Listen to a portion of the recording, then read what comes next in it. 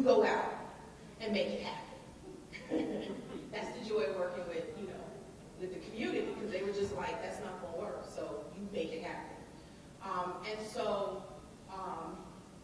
Some of it was my own training in terms of the African-centered paradigm and really understanding the principles of Ma'at and the value that it brought. And so that's how we started with the creation of this. Looking at literature, looking at all these different elements and creating some of these things and then bringing it back to the board so they could continuously give us feedback on what to go for. So we ended up starting with African-American couples. And as we were working with the couples, someone said our initial actual grant was to work with women, to do healthy relationship education for African-American women. The funder said, that's nice, but we want you to work with couples. So that's what we did.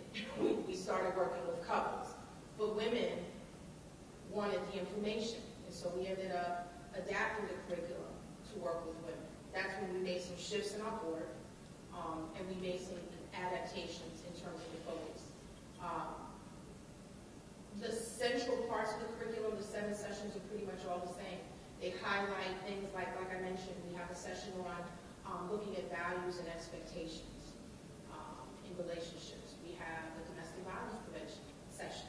We have a session that looks at communications and problem solving, how we make decisions in relationships. So we have the same essential sessions, but how we develop them or how they unfold in the process is a little bit different.